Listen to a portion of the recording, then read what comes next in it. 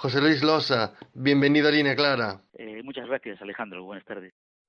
Muchas gracias por atender la llamada de este podcast. No, en absoluto. Yo creo que es un placer en estos días de confinamiento, pues hablar es casi terapéutico, ¿no? En estos días de confinamiento, que muchas personas lo están pasando mal, el cine seguramente se revela como algo curativo. ¿Qué recomendaciones nos podrías hacer? Bueno, naturalmente ahí entra siempre el gusto subjetivo, ¿no? Lo que no cabe duda es que efectivamente, como tú decías, si algo ha sido casi una clave de bóveda común, ¿no? De salida hacia otros mundos estos días ha sido el consumo de cine y de series en televisión, ¿no? Claro, si hablamos de cine, pues sería muy difícil hacer recomendaciones concretas porque en las plataformas que tenemos al alcance en este momento en España, pues está prácticamente todo. Entonces, pues yo me podría ir, hablando de cine, desde los clásicos de la Universal y de la Metro, en copias muy buenas que tiene Filming, por ejemplo. Es decir, me parece que es como el gran refugio del cine clásico, también de mucho cine reciente y contemporáneo, ¿no? Mm, pero vamos, más en concreto en el terreno de las series, que me doy cuenta que pues hablando con amigos o gente que me pide alguna recomendación, parece que es un poco la prescripción más solicitada, ¿no? La de series. Sucede que no siempre las más publicitadas son las más interesantes, ¿no? Por ejemplo, en Amazon tiene la virtualidad de que parece que esconde muchas de sus series mejores, ¿no? En este tiempo, que es una ocasión para recuperar cosas que no habías visto, pues yo, por ejemplo, me he disfrutado muchísimo con Too Young to Die, Too Old to Die Young de Nicholas Winding Refn, que pues llegó a estrenar 2 capítulos en el festival pasado de Cannes, que estaba ahí desde finales del 19 y que es una obra, vamos, es televisiva, pero en realidad posee autoría de cine mayúsculo. Hay mucho de Lynch, de Ibel Ferrara, me parece maravillosa. También acabo de ver, y esto es en HBO, de New Pope, que es la continuación de Young Pope, que es la visión de Sorrentino sobre el Vaticano, ¿no? Y creo que es una serie fastuosa porque viene a ser al margen de todas las virtualidades a nivel visual que tiene Sorrentino, ¿no? También su capacidad como entomólogo del poder, ¿no? Una cosa que ya había hecho en 2 largometrajes que a mí me gustan. Sorrentino hay cosas que me gustan y cosas que no, pero tenía 2 largometrajes, Il Divo sobre Giulio Andreotti y Loro sobre Berlusconi, que me parece que con este Papa, que es el fin y al cabo el Vaticano, pues describen de una manera preclara lo que es el poder en ese tortuoso largo siglo XX italiano, ¿no? En el país de Maquiavelo y de Giulio Andreotti, ¿no? Como dispositivo cultural, ¿Hollywood crees que está en disposición de seguir siendo un altavoz del liberalismo? Mm, Vamos a ver, yo creo bueno, claro, hablabas de la Guerra Fría y del macartismo, ¿no? Que es un periodo, pues, muy específico, ¿no? En donde, lógicamente, había una censura equivalente a la de un régimen autoritario, ¿no? Había persecución ya sabemos, de directores y de actores supuestamente filocomunistas. Mm, yo creo que Hollywood, dentro de lo que es Norteamérica, tiene unos perfiles vamos lo que transmite, ¿no? Mm, Relativamente liberales, si nos centramos un poco, no tanto en el cine mainstream, ¿no? De superhéroes, como digamos en el cine pues un poco más de prestigio, ¿no? Y ahí pues bueno, ya sabemos por ejemplo la guerra que tiene Trump con Hollywood, que es una de sus dichas, ¿no? Entonces yo no creo que el cine de Hollywood transfiera o quiera transferir una ideología neoliberal o por supuesto en absoluto neocom, ¿no? Otra cosa son determinados moldes culturales que naturalmente están ahí y que han hecho de Hollywood pues un poco un modelo de vida, ¿no? Desde el modo de fumar de Bogart, podríamos pensar en eso, ¿no? Hasta el presente, ¿no? Eso está ahí. Después, claro, yo como no sigo estas cosas del cine de superhéroes que lo invade todo, pues supongo que ahí a lo mejor hay elementos pues que pueden entenderse como conservadores, no sé, ahora es muy curiosa por ejemplo la aparición de una película como Joker, ¿no? Ujú. Que yo creo que sí que tiene una carga subversiva y que está ahí. Y entonces, claro, los que han visto algo vamos, bastante el fenómeno de superhéroes dicen que es como un antídoto, ¿no? Frente a Batman, que hay gente que dice, y por esto se montaron grandes trifulcas en las redes, porque los seguidores de los superhéroes, algunos son casi como un poco talibanes, ¿no? Que se decía que Batman era de derechas, ¿no? Y que el Joker venía a ser la subversión, ¿no? Pero ya te digo que me parece que Hollywood no funciona en absoluto como elemento transmisor del neoliberalismo. Ahora pienso en alguna película, se me ocurre una película sobre la caída de Lehman Brothers, Margin Call, por ejemplo, que bueno, pues que hablaba con bastante claridad de eso, ¿no? Y hay pues mucho cine documental. Naturalmente esto llega a las minorías, pero que describe pues a figuras como Donald Rumsfeld, o sea, como digamos al gabinete de poder que enlaza a Nixon con Reagan y con los Bush y que continúan ahí en la sombra con Trump. Entonces yo en ese cine sí veo un cierto talante progresista y en muchos casos de veracidad, ¿eh?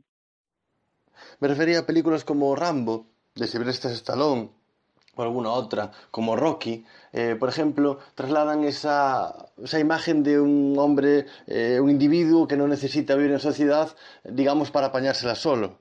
Mm, Sí, bueno, yo iría más allá. En el caso concreto de Rambo, Ujú. lo que transmitían directamente era la doctrina de Reagan Mm. o la doctrina Kissinger, realmente, que son la misma respecto a América Latina, ¿no?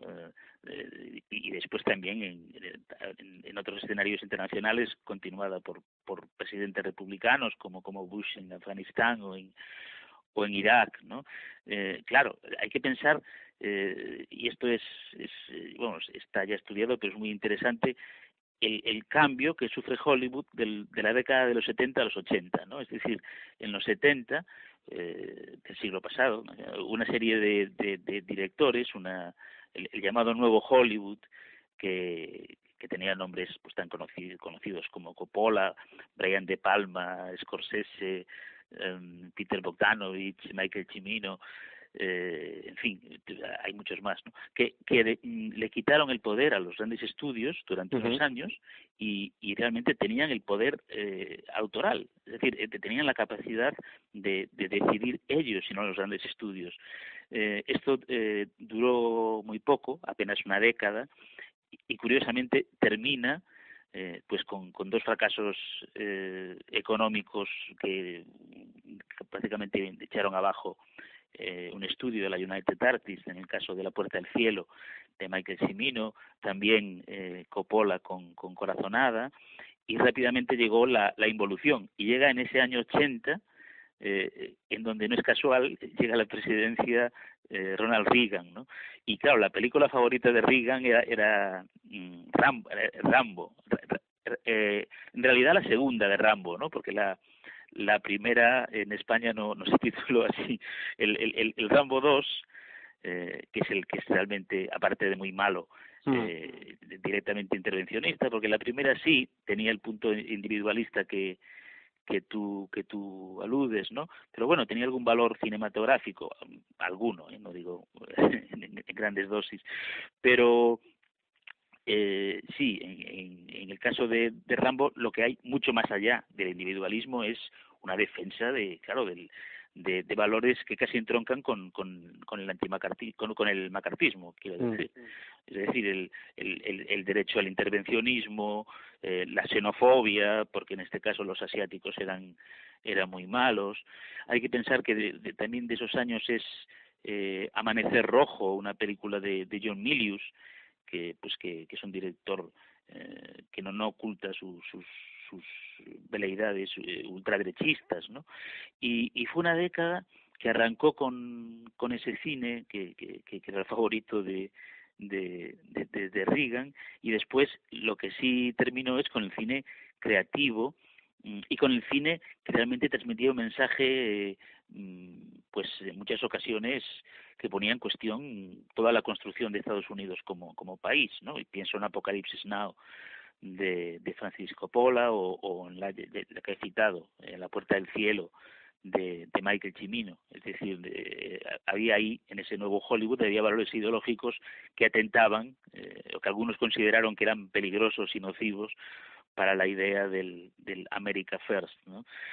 El individualismo, sí, yo creo que eso sí que es un valor muy presente en el cine de Hollywood, incluso en películas progresistas. Si pensamos en el cine de Frank Capra, que es como el respaldo del New Deal de Roosevelt, que al fin y al cabo era una idea de un cierto valor colectivo, ¿no? Pues ahí siempre había un James Stewart o un Gary Cooper, ¿no? Que era el personaje individual, ¿no?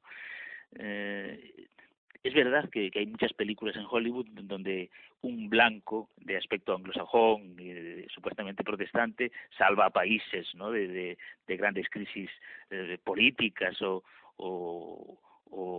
territoriales, ¿no? Eso es casi ha desaparecido, yo creo que por un pudor de tipo políticamente correcto, ¿no?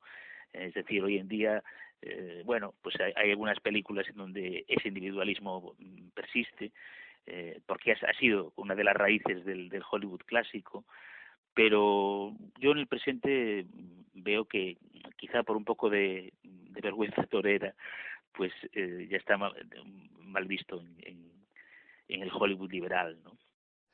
¿Cómo de importante ha sido Parásitos? ¿Cómo calificas esa película? Sí, bueno, es una película que tiene un alto interés sociológico, simplemente por el hecho de que, evidente, de que una película ya no hecha en Hollywood, sino ni hablada en inglés, sino en coreano, se haya impuesto en los Oscars, ¿no? Entonces esto, claro, ya sabemos que ha sido motivo de titulares, pero yo en absoluto creo que nos encontremos ante un cambio de paradigma en esto, ¿no? O sea, no pensemos que el próximo año va a ganar una película de Indonesia o de Túnez o ni siquiera de España o de Francia, ¿no? Es improbable. Sobre todo porque una vez que ya lo han hecho este año, porque al fin y al cabo los Oscar, los que votan están en gran parte directamente relacionados con el negocio, con el business, entonces esto no va a repetirse pronto, o sea, no es como una apertura, es un evento, digamos, ¿no? Y también la película ha tenido bastante de evento, ¿no? En sus efectos en taquilla, en unas recaudaciones insólitas por una película hablada en coreano.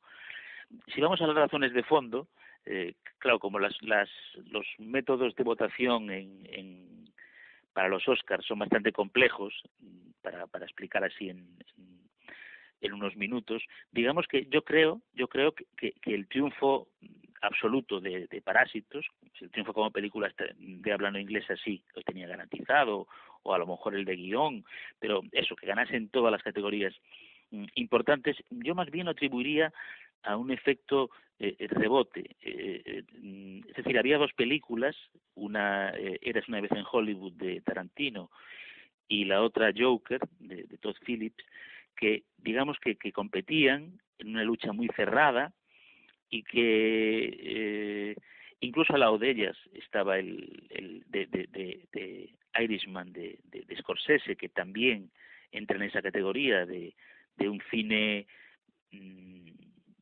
que no gusta demasiado al mainstream norteamericano, y entonces yo creo que a la hora de votar, pues en vez de decidirse por una de esas tres, esta era la película de conveniencia, ¿no? Unos días antes se hablaba mucho y parecía que esta película iba a ser en 1919, me parece, o 18, ya no recuerdo, porque la verdad es que no me gusta nada la película, y parecía que esa iba a ser la película de conveniencia, ¿no? Y al final, curiosamente, y yo me alegro porque me interesa naturalmente muchísimo más Parásitos que 1919 o 18, al final fue Parásitos, la película que este año ha triunfado, pero no le concedería más valor que el de una anécdota relevante, pero en absoluto que deje huellas para el futuro, ¿no? Para posibles decisiones en el futuro o aperturas de Hollywood a otras lenguas y otros horizontes. A pesar del importante reconocimiento y de los Oscars que ha recibido, Parásitos es una peli independiente. Bueno, claro, las películas cuando se producen y se hacen ya son de su padre y de su madre. Después si le dan un Oscar, eso no les quita galones de independencia si lo tienen. Bueno, es una película del director coreano más importante. Es decir, es que vendría a ser como si decimos, bueno, ¿y Almodóvar es un director independiente? Bueno, sí, naturalmente sí.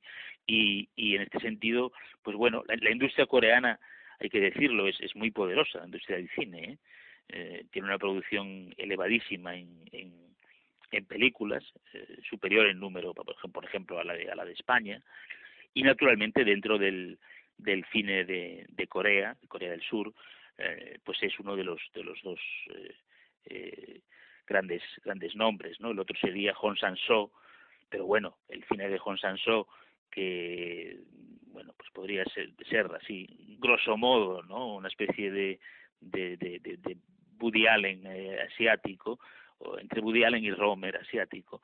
Naturalmente este cine ya sería incomprensible para las cabezas de Hollywood. Entonces, Bong Joon-ho, que no hay que olvidar que dirigió ya en una ocasión una película en dos ocasiones, el cine de dos producciones en Norteamérica, pero bueno, no hay que quitarle el valor no tanto alternativo, pero para la idea de Hollywood, naturalmente que sí que es un cineasta alternativo y bueno, pues dentro del cine de Corea también es un autor, entonces o sea, sí entraría dentro de este concepto, no tanto industrial como ideológico creativo de cineasta independiente. Preparando esta entrevista, leí la crítica de Bollero en El País a la película Parásitos, en la que decía que el cine asiático podía ser algo aburrido y difícil de entender para las cabezas que estamos acostumbradas al cine de Hollywood, al cine, digamos, europeo. No sé cuál es tu opinión. Bueno, me permitirás, yo nunca opino sobre valoraciones de otros colegas porque me parece Claro. que no está, pero Bollero no es un colega, no es un crítico de cine, es una celebrity, ¿no? Es decir, es un señor que en muchas ocasiones es sabido, se salta las películas en festivales internacionales y se sale de ellas. Ahora lo hace menos porque ya está un poco, digamos, descubierto, ¿no? Pero esto es curioso que la gente lo sepa. Carlos Bollero no habla ni lee ni inglés ni francés. Digo ni lee porque en los festivales, en Cannes, las películas se pasan con subtítulos en francés y en inglés, ¿no? yo no le pido a un crítico que hable ningún idioma, pero por lo menos que lea mínimamente los subtítulos, sí. En su caso no es así, él tiene un Lazarillo, que es el crítico de la ABC, bueno, esto es más o menos, no es muy público, se sabe en la profesión, pero pero bueno, es así. Entonces, yo no le prestaría mayor relevancia a lo que piensa Carlos Bollero, yo le daría mucho más valor a lo que opinas tú de Parásitos que a lo que piensa Carlos Bollero, sinceramente, que es un señor que hace bastante daño al cine sensible, ¿no? En este sentido, yo creo que no es una referencia en absoluto, sino todo lo contrario, ¿no? No, Parásitos en Cannes gustó muchísimo. De hecho, le arrebató la Palma de Oro a Almodóvar, Sí. que se vio como el segundo día del festival y ya era casi una Palma de Oro súbita la de Almodóvar, porque en todas las revistas que salen allí de modo diario, ¿no? El Variety, el Hollywood Reporter, el Screen, pues en todas aparecía Almodóvar con en el panel de críticos, con todos le daban la palma y tal. Y entonces el efecto de Parásitos en Cannes fue muy grande, gustó muchísimo y por eso le arrebató casi in extremis la Palma de Oro, que ya estaba casi semi-concedida a Almodóvar, ¿no? Lo que es verdad que no estaba claro que fuese a suceder es la carrera comercial tan espectacular que ha tenido Parásitos, ¿no?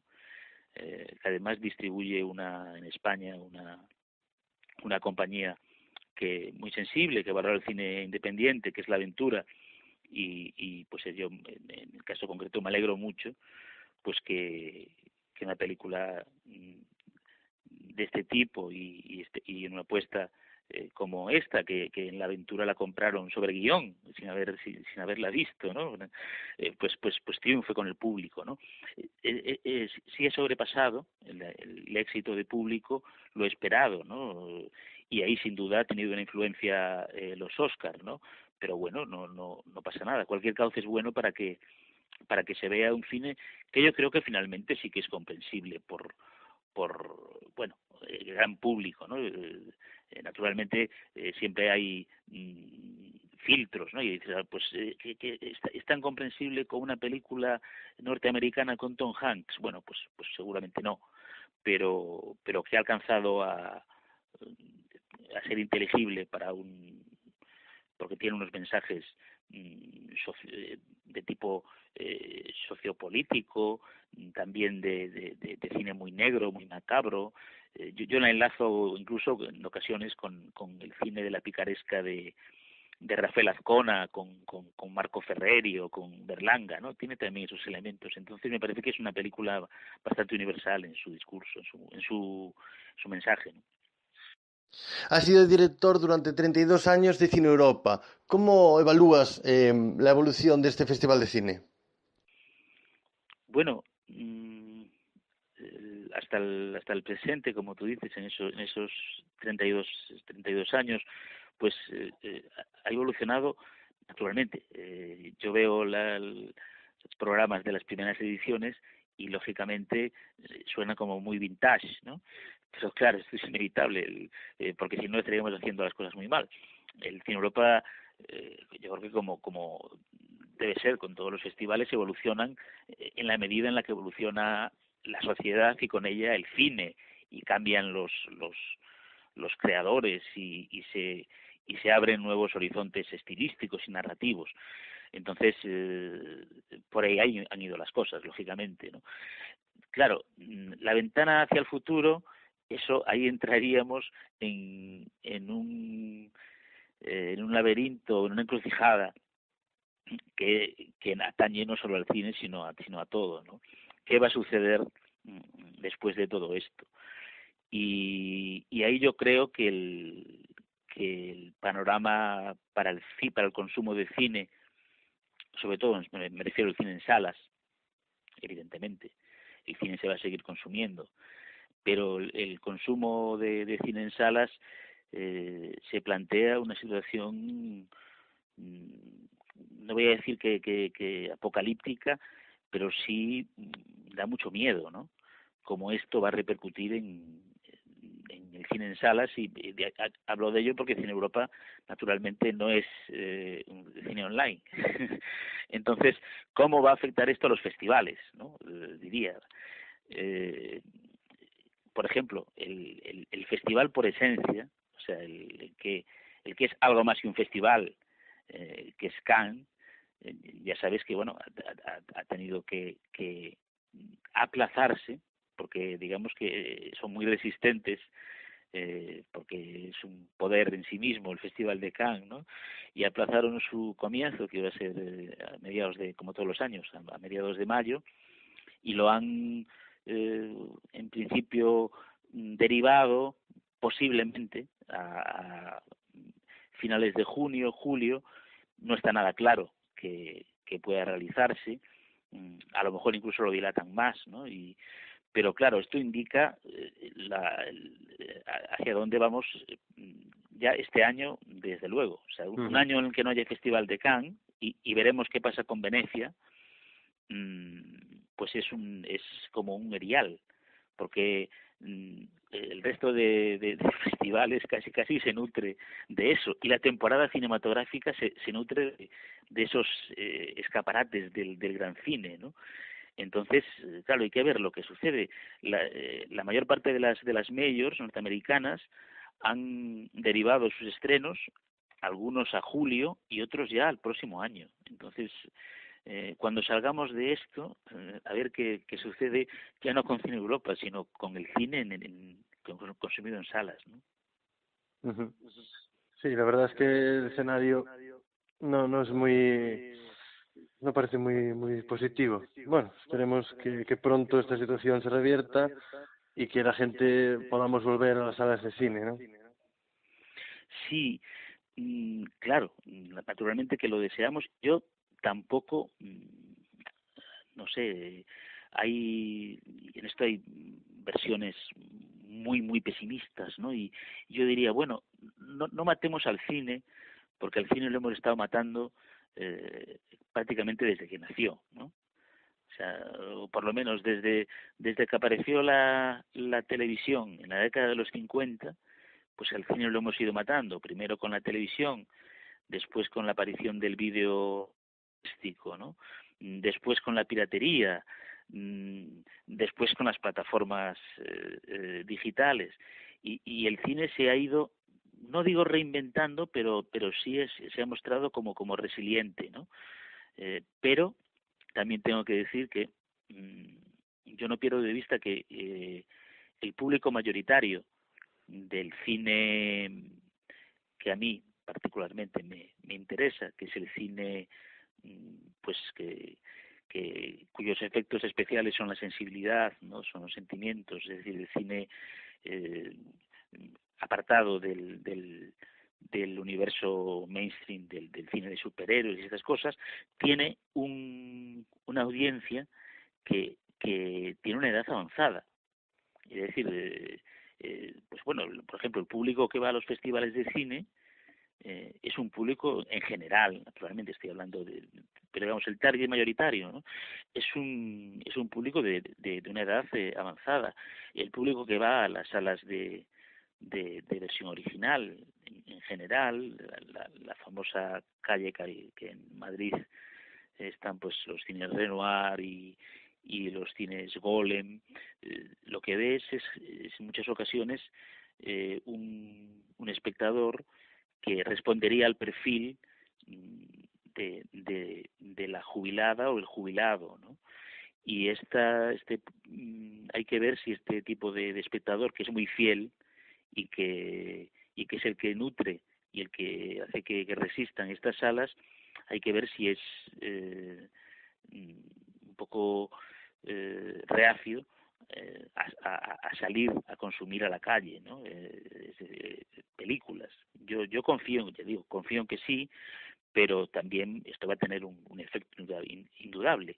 Es decir, la gente, bueno, ya se veía naturalmente, se consumía muchísimo cine y series en televisión, pero este encierro ha acostumbrado a mucha gente al consumo de cultura, no solo cine, pero bueno, cine y series en concreto, en casa, y hay que ver cuántos de ellos son capaces de desapegarse de esa costumbre, porque el hombre es un animal de costumbres, y de volver a las salas. Yo confío en que sea un número suficiente como para que pueda sobrevivir el negocio, ¿no?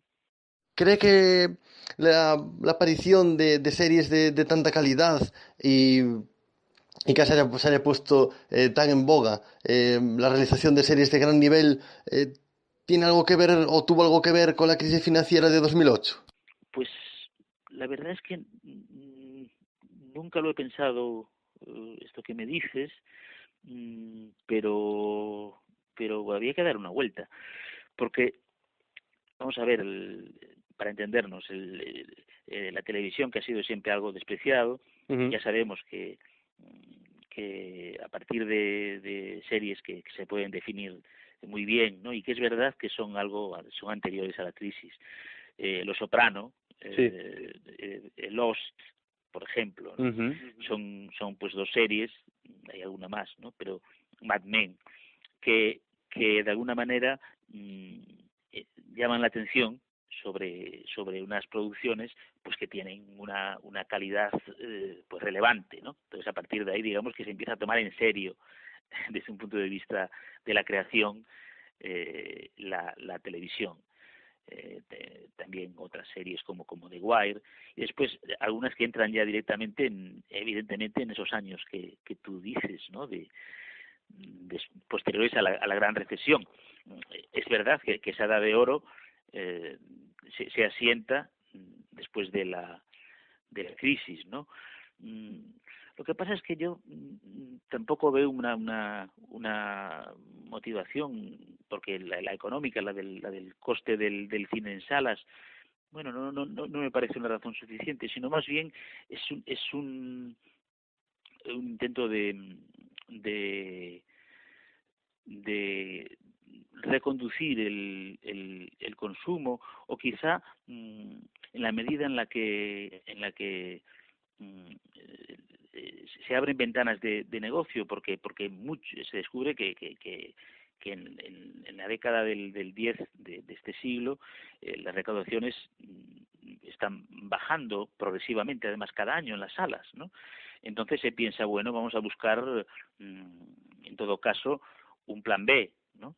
Después resulta que si atendemos a las cifras de los últimos, por ejemplo, 3 años, pues el cine ha empezado un poco el cine en sala, quiero decir, ha empezado a recuperarse y empezaba a recuperarse, y este año en concreto fue buenísimo en este sentido, porque ha habido las 3 películas norteamericanas que te mencionaba, de Eres una vez en Hollywood, Joker y de Irishman, aunque esta era Netflix, pero, que han conseguido que se volviese a hablar de cine, de películas de estreno en salas, en conversaciones normales. Es decir, que el cine en sala volviese a ser evento y volviese a ser parte de la cultura un poco colectiva. Esto no pasaba hacía mucho, ¿no? Pero es verdad que la gente que únicamente consume creaciones de ficción a través de plataformas es muy elevado. Ahí está la guerra del Festival de Cannes, famosa con Netflix, ¿no? Es un poco una campaña, iba a decir quijotesca, pero es más un tema de la grandeur francesa que del Quijote, ¿no? Este enfrentamiento de Cannes con Netflix. Mm, a lo mejor hay alguna otra algún otro link entre la crisis económica y las plataformas, ¿no? Pero porque realmente, bueno, pues cierta coincidencia cronológica sí que la hay, como tú apuntabas. Para terminar, nos gusta que los invitados hagan una reflexión acerca del futuro y de cómo creen que este puede ser. Bueno, mira, hay una frase, una cita confuciana, ¿no? Que decía algo así, como que los hados te libren de vivir tiempos interesantes, ¿no?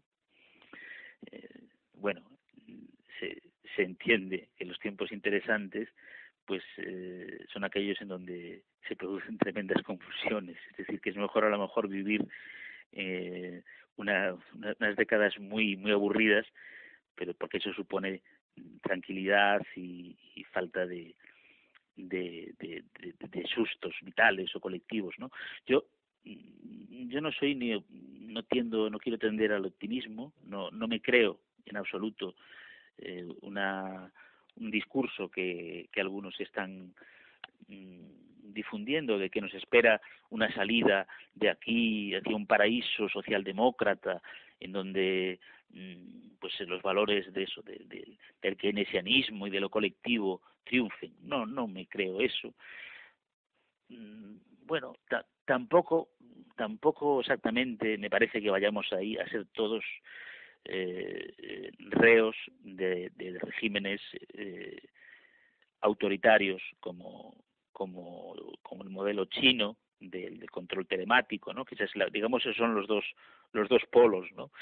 No lo sé. Lo que no cabe duda es que nos esperan tiempos interesantes, y esto de una parte da algo de miedo, de otra también nos estimula la curiosidad, ¿no? Y yo creo que la curiosidad es el principal motor vital del ser humano. Entonces prefiero aferrarme a eso para ser un poco optimista, ¿no? José Luis Losa, muchas gracias por estar con nosotros en Línea Clara. Un saludo. Un placer, gracias. Un saludo, gracias. Bueno, gracias, hasta luego.